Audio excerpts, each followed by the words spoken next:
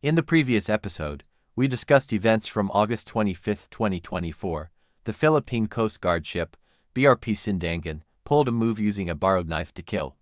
They deliberately placed foreign journalists on the deck, and then collided with our 21,551 boat, causing the foreign journalists to fall into the water.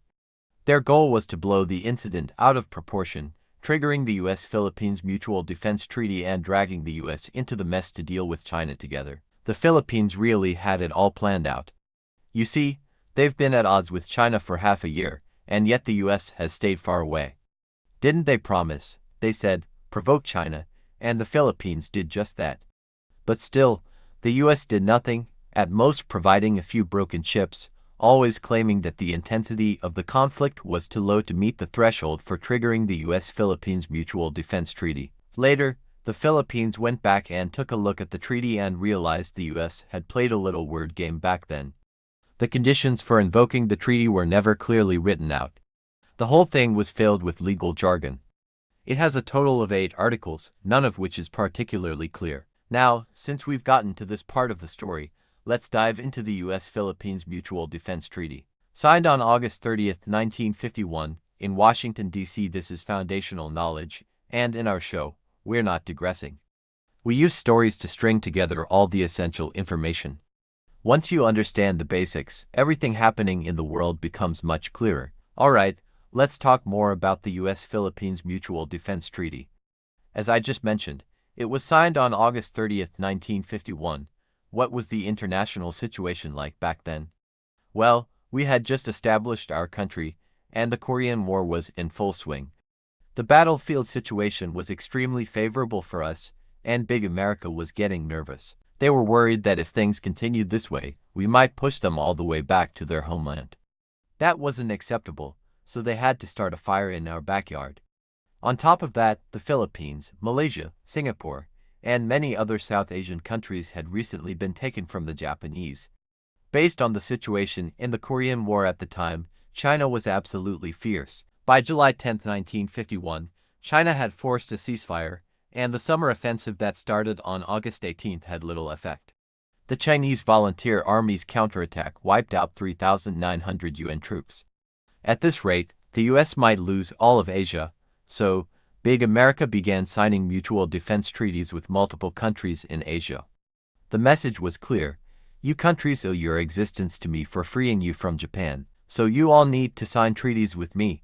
These mutual defense treaties basically meant that if America couldn't handle things alone, everyone else would have to jump in. But notice, the US never said, if you're in trouble, I'll jump in. That's the context behind the signing of the US-Philippines Mutual Defense Treaty. If you don't understand the historical context, you won't get what's really going on. The treaty has 8 articles in total, and if you add up all the words, it's less than 300. Let's go through them one by one. The first article is essentially an introduction and doesn't say much. It talks about resolving issues within the framework of the UN Charter and ensuring that neither party faces threats or the use of force that goes against the UN's principles. Back then, the UN had just been established and still had a decent level of prestige, unlike now when even Israel dares to shred the UN Charter at the headquarters with a paper shredder.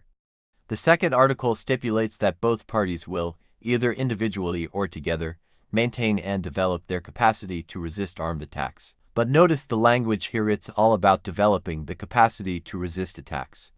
Nowhere does it say that if an attack happens, both sides must take action.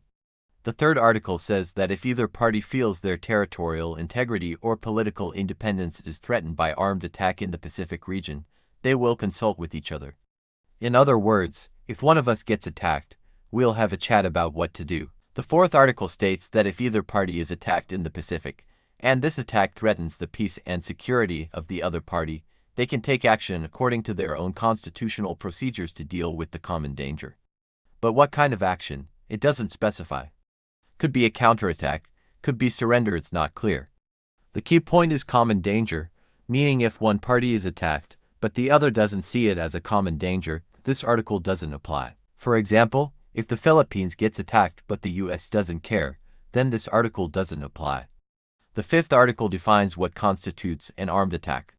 It mentions attacks on territory, islands, or military forces in the Pacific, as well as attacks on public ships or aircraft.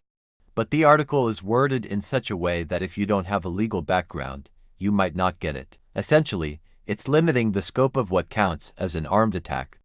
If your Coast Guard ship gets hit, that doesn't count. Only attacks on public facilities like passenger planes or cruise ships qualify. The sixth article clarifies that the treaty is not in violation of the UN Charter. The UN Charter takes precedence over this treaty, meaning that if the UN doesn't agree with something, this treaty is worthless. Articles 7 and 8 are procedural, discussing signatures, ratification, and termination. For example, either party can terminate the treaty by notifying the other a year in advance. As you can see, the treaty doesn't really say much. So the fact that the Philippines is pinning its hopes on this treaty shows a lack of understanding. Their legal degree must have been bought with money. So, after the collision on August 25th, the person fell into the sea, and the Philippine Coast Guard ship BRP Sindangan fled the scene. They went back to complain to Big America, saying, "Hey Big Brother, I got hit. There were casualties, and a journalist even fell into the sea. His life or death is unknown. Plus, that journalist is from your country. So, how about this? Can we trigger the US-Philippines Mutual Defense Treaty now? Let's go together and fight China." Big America looked at Marcos with an expression like he was looking at a fool and said, "Weren't you the one who studied law back in the day? Can't you understand the contents of the treaty? It clearly states that only when there's a common threat can the treaty be triggered. Your personal danger doesn't count. Besides, how did my journalist fall into the sea? If you hadn't locked that door, would he have fallen into the water, you scoundrel, trying to trick me? Don't you think I know the situation?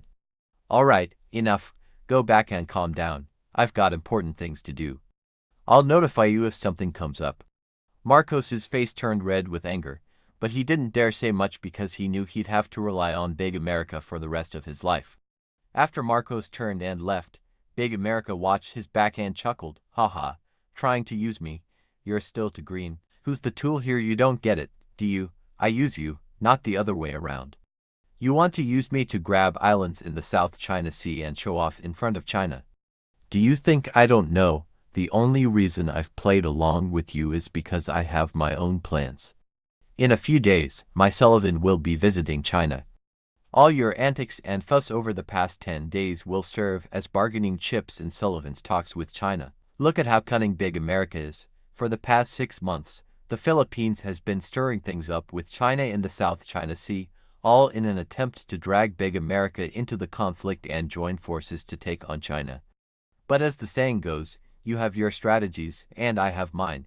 You want to use me, but I also want to use you. You're eyeing my interest rates, but I'm after your principal.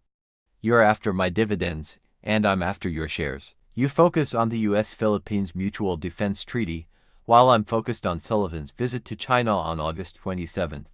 Without your chaos, what would Sullivan have to talk about when he gets to China? So you are just my bargaining chip. At this point, let's explain what a bargaining chip in negotiations really is. I've often emphasized in my previous shows that different civilizations operate in different ways. In Chinese civilization, whether it's ancient alliances or modern negotiations, the focus is always on balance and fairness, aiming for mutual benefit and win-win results. Our core principle is balance and fairness. However, Western civilization doesn't work that way. Whether it's Christian civilization or Judaism, they are all monotheistic religions, and monotheistic cultures are inherently exclusive. They believe only their God is the true God, and all other gods are heresy. Their philosophy is that as long as they can survive, all others should perish. The only reason these heretics haven't perished yet is because they don't have enough power. Once they gain enough power, all others must be eliminated. This is the nature of monotheistic civilizations. In contrast, Chinese civilization is polytheistic. For example, Zhangzhia may be powerful, but in our culture, he only manages the kitchen as the stove god. If you want wealth, you pray to the god of wealth, who is divided into civil and military versions, Zhao Gongming for the civil and Guan Yu for the military. Our gods are even bureaucratically divided into departments. If you want to get married, you pray to the god of marriage, but after marriage, if you can't have children, the god of marriage is no longer responsible.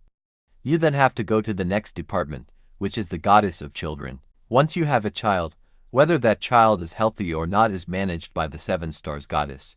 And she handles the health of children because she herself had a child with Dong Young. So, since she's taking care of her own kid, she can also look after yours. See how Chinese civilization works. It's all interconnected, with gods sharing responsibilities like a bureaucracy. But if you want your child to be smart, get into college, and succeed, then you have to go to the next window and pray to the god of learning. That's Chinese civilization. It's not monotheistic or binary. It's a highly socialized system.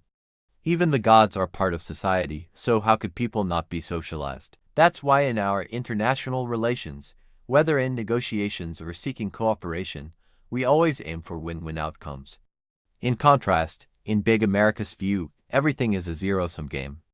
What is a zero-sum game? It means only one can win, and everyone else loses. In their negotiations, it's either you win or I win, winner takes all. Once you understand this, you'll see that organizations like NATO, the US-Philippines, or US-Japan mutual defense treaties aren't about mutual defense. They're about the big boss leading a bunch of underlings to maintain his own interests. Or, in another scenario, the underlings gang up to overthrow the boss and establish a new leader. It's one of the two. Look at NATO now, fighting against Russia. Who's benefiting? Only the US is profiting, while the smaller allies are all suffering losses. And in the US-Philippines Defense Alliance, after almost a year of stirring things up, has the Philippines gained a single penny? No, they've lost face and even a thumb, gaining nothing. The only one who has benefited is Big America, who is using this to counterbalance China. Why does the US want to contain China? Look at the Pacific right now. There isn't a single US aircraft carrier there. Why is that? Because all the active carriers are stationed in the Middle East, leaving no presence in Asia. The US is stretched too thin to handle Asia. Now, with this vacuum in Asia, what is the US most afraid of? They fear that China might seize the opportunity to take back Taiwan. To be honest, this is a golden opportunity. The US knows this and is scared because once Taiwan is lost, the US will lose its influence in Asia. So, the US has to use the Philippines to continuously provoke China and keep it occupied. The pressure can't let up, not for a second. But judging from recent events, the Philippines alone isn't cutting it. The US realizes it can't rely solely on the Philippines, as they're not up to the task. So, they have to up the ante and get Japan involved too. In August, the US began stirring Japan into action against China, telling them not to just sit still in the background. On August 14th, Japan's Tsurumaru entered the waters near the Daya Islands and was driven away by Chinese Coast Guard ships. And it's not just August 14th. For the past 10 months, Japan has been sending the Tsurumaru to intrude on the Daya Islands every month, using it to pressure China. On the same day, Japan's Prime Minister Fumio Kishida announced that he would not participate in the Liberal Democratic Party election, meaning he plans to step down in September. The official reason given is last year's political scandal, but the real reason is that he doesn't want to become the next Zelensky. The US sees that the Philippines can't be fully relied on, and Japan is hesitant, so the US realizes it will have to take direct action. Otherwise, when Sullivan visits China on August 27th, they'll have no leverage. What will they negotiate with? So, on August 24, 2024, just 3 days before Sullivan's visit to China, the US announced sanctions on 42 Chinese companies and increased tariffs on Chinese imports. Isn't that disgusting? It's the same old trick. You'd think they could have a straightforward negotiation for once, but no, they pulled this move every time. This is the third time this year. The last time Yellen visited China, they did the same thing: sanctions first, then negotiations. I even did a show on it, but China just left her hanging, didn't bother engaging. Then Blinken did the same thing, and again, we didn't engage. You'd think the US would learn from experience, but no. This time, Sullivan comes, and they try the same tactic. It's clear that civilizations don't understand each other. If you don't want to come, don't come. If you do, then let's have a proper conversation. But they come and act up. It's like they're out of their minds. Some might say, but we invited them, didn't we? The news said so. People who say that don't understand international diplomacy. According to global diplomatic norms, if a country wants to visit another, Whether it's a Secretary of State or a president, they don't just show up uninvited. That would be undignified. So, the US, when they want to visit China, will first go through their ambassador to send a message to our Ministry of Foreign Affairs, saying something like, "We'd like to visit your country. Could you send us an invitation?" If we agree, we'll send them an official invitation, and they can announce it at a press conference. China has invited us to visit, and we've accepted. That's the usual procedure. Back in 1971, when Nixon wanted to visit China, he went through Kissinger to pass a note to Premier Zhou Enlai, saying he wanted to visit. Zhou Enlai thought, "I can't decide this, Chairman Mao needs to weigh in." So, the note went to Chairman Mao, and when he saw it, he thought, "If you want to come, just come. Why do you need an invitation from me?" But Zhou Enlai explained that Westerners are like this, they want to be invited to save face. So Chairman Mao agreed, and we sent the invitation. But Chairman Mao personally drafted the announcement that was published in People's Daily on July 16, 1971. The exact words were, "We have learned that President Nixon expressed a desire to visit the People's Republic of China. Premier Zhou Enlai, on behalf of the Chinese government, invites President Nixon to visit China before May 1972. End of sentence. When the US saw that, they were floored. "You invited me because you heard I wanted to come, and you're reluctantly extending an invitation. And you're giving me a deadline, before May 1972 come late, and we're not hosting you." It shocked the world at the time, but Nixon didn't care. He happily accepted the invitation, so it all worked out. Now, with Sullivan's visit, it's the same thing. Sullivan really wanted to come because the US is in a bad spot. If they don't cut interest rates soon, their economy will implode. In mid-August, several global financial institutions predicted that the US would begin lowering interest rates between late September and early December. But what does that have to do with us? Well, this gets into financial warfare, so let's keep it simple. Over the past 2 years, the US Federal Reserve has been raising interest rates, essentially waging financial warfare against us. And after 2 years, the US is losing badly. They can't keep it up any longer and want to end this financial war. But it's easy to start a war and hard to end one. Just like a military conflict, starting it is one thing, but ending it isn't up to just one side, it's a mutual decision. If the US Federal Reserve tries to lower interest rates, all the world's wealth currently parked in US banks, either in bonds or in stocks, via fund managers, would flow out. If they lower rates, global investors would think, "Why should I leave my money in the US? Lower rates mean less return," so they'd pull their money out. If that happens, the US will face a collapse in both stocks and bonds. Once the markets crash, financial institutions will follow. Imagine the chaos. The country could even split apart. So Sullivan is coming to China to negotiate, hoping that when the US cuts interest rates, China won't take advantage of the situation. And that's no joke, just look at the financial news since August. The US is taking this visit extremely seriously. They've not only had Marcos provoke China in the South China Sea, but also pushed Japan to stir trouble near the Diao Islands. Additionally, on August 26, they kicked off a joint military exercise with Indonesia called Super Garuda Shield 2024 which they announced would run until September 6.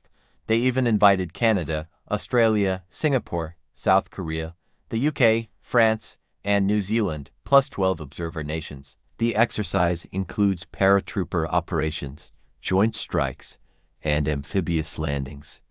The US didn't hold back, sending 1,800 troops and all sorts of equipment.